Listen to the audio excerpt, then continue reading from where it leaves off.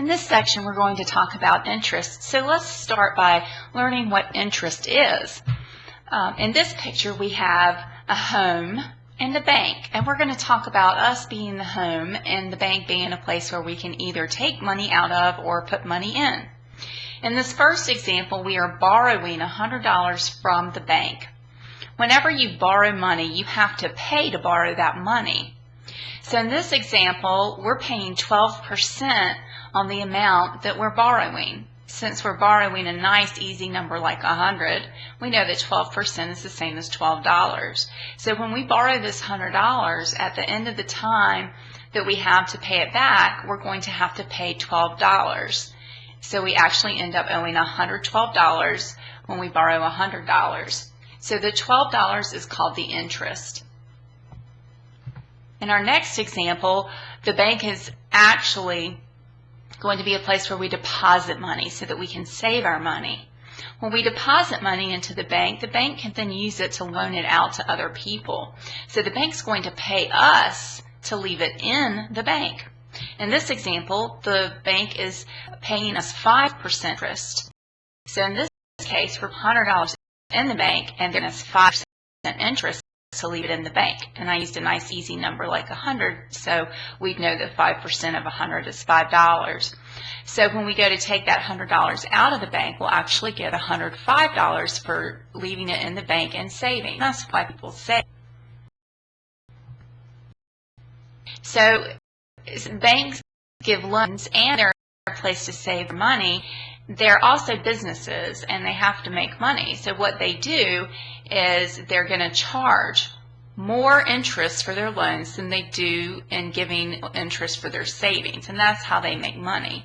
So I gave you the example of 12% is what they charged in the loan we took and 5% is what they gave us in the savings. So they're making a 7% profit. And that's how banks work. Now we have a formula that's going to help us figure out how much interest we would either pay or make whenever we are either taking out a loan or we are putting money in the bank for savings. And it's the same formula either way. The formula is interest equals principal times rate times time. So the interest is the amount of money the bank either gives us for leaving money in the bank or the amount we have to pay for borrowing. The principal is the initial amount of money we start with. So in both examples before, $100 was our principal. That's the amount we started with. The rate is the percent that we earn or the percent that we owe.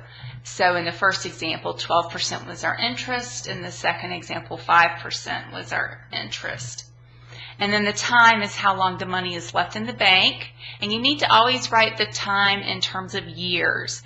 If it's for months, then you would put it over 12 and write a fraction over 12. So let's look at an example. I borrowed $2,000, so that's our principal, at 9%, that's our rate, for 4 years, that's our time. How much interest did I pay? So you just plug this in. The interest is going to equal 2,000 times 9% times 4 years. So remember that you can either use your percent key on your calculator or put in 0.09 for percent. And when you calculate that, you just get 720. Very easy. So I paid $720 in interest for borrowing $2,000 at 9% interest over the course of 4 years. In our next example, I borrowed $17,000 to purchase a car. And this is a typical price of a not very expensive new car. The interest rate was 5.75%, which is very realistic, and the loan was for 5 years, again, very realistic. How much interest did I pay for the car? What was the total price of the car after I included the cost of interest? So first start plugging in our information. 17,000 times 5.75%, I'm just moving the decimal over 2 places to change it to a decimal, times 5 years. So the interest ends up giving me $4,887.50. So notice how much interest I'm paying on that $17,000 loan since I don't have enough cash to pay for it up front. So that's how much interest I paid. And my total repayment is going to be the $17,000 plus the amount of interest, which will give me $21,887.50. So that's actually the amount we paid for this $17,000 car. So it's always better to pay for things with cash. Now, here's an example where we're actually putting money in a bank. So I invested $4,500 in a CD at the bank. A CD is a certificate of deposit. It's a type of savings at the bank. The interest rate was 2.5% and for 18 months. Now notice this is months, it's not years, so we need to put 18 over 12. How much interest did I earn on my investment? What was the total amount of money I took back out of the bank at the end of the 18 months? So we want to make sure we answer all these questions. We're going to start with I equals PRT and put our numbers in. 4,500 is the amount we started with, so that's our principal. Our rate is 2.5%. I'm just going to move my decimal 2 places to change that to a decimal. And instead of writing 18, because it's not 18 years, I need to write it as 18 over 12 since it's 18 months. And I just plug that into my calculator.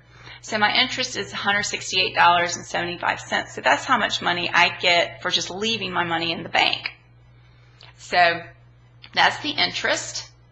And then I get a total of $4,668.75 at the end of 1.5 years or 18 months.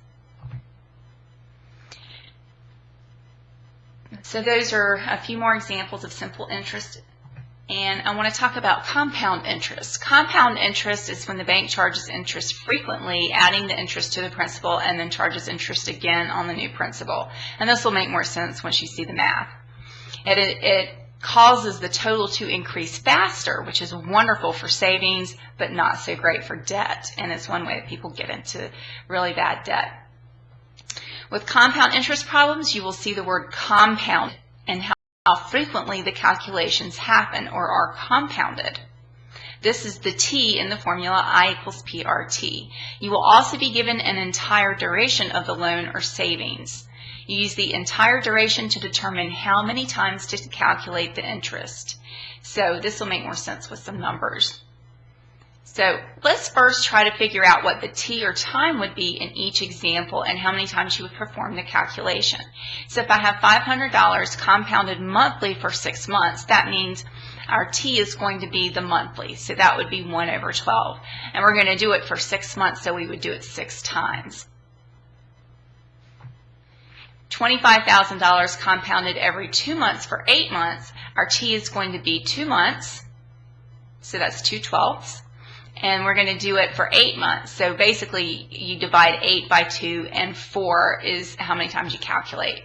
So 2/12 is your time, and you calculate 4 times. 6,000 compounded yearly for 5 years. So for compounding yearly, T equals 1, and if we're doing it for 5 years, then the T equaling 1, we would do 5 times. $10,000 compounded every 3 months for 18 months. 3 months, the time would be 3 out of 12. For 18 months, you basically divide 18 by 3 to see how many times you have to calculate it. So you get 3/12 for your T, because it was 3 months, and then 18 divided by 3 is 6, so you're going to calculate it 6 times. And then we're compounding every 9 months here, so T is going to be 9/12. Again, months, you put over 12, and we're going to do it for 3 years. So in this case, T is 9/12, and we're going to calculate 4 times. You can take the 3 years and see how many 9 months there are in 3 years. So let's do some examples. I used my credit card to charge a new high-def TV, a Wii, and a few other things over the past month. I have run up my total debt to $2,400, and my credit card company charges 12.85% interest compounded monthly. If I plan on paying this off in 2 months, how much will I owe? Well, let's see. If it's compounding monthly, our T is going to be 1 over 12. And if we have to pay it off in 2 months, our total duration is 2 months, so we're going to have to do it 2 times. So we're going to start with putting the I equals PRT. You still use the same formula, I equals PRT, and our principal is $2,400. Our rate is 12.85%, so I just moved my decimal 2 places, and my time is compounded monthly, so the T equals 1 over 12. And I get $25.70, that's my interest, and to see the amount I add my interest to the amount I started with. Now, this is going to become my new interest, or my new principal in month 2. So, I'm going to recalculate, but now the principal is $2425.70, the $2,425.70 that I found in the first step after the first month. That becomes my new principal. I'm going to multiply that by the same rate for 1 month again. I get another interest amount. I add that interest to the new principal, and it gives me the latest principal, $2,451.68. So that's how much I owe at the end of 2 months. So again, let's look at this. So you do a calculation over and over again using I equals PRT. The only thing that changes each time is your principal will increase. So you get a new principal by adding principal and interest together. Each time you do your calculation, and you bring that new principal down to the next calculation until you've done all the calculations you have to do. And this is why the interest builds faster. Then the amount of money that you either owe or that you are making will build faster. Let's look at another example. I invested $20,000 in a savings account at my bank, receiving 2.3% interest compounded every 6 months for 18 months. At the end of 18 months, how much money will I have invested? So our principal is $20,000. Our rate is 2.3%. We're compounding every 6 months, so T equals 6 over 12, and we're doing it for 18 months. Well, 18 months divided by 6 is 3, so we're going to have to do the calculation 3 times. So we're going to have to do I equals PRT 3 times.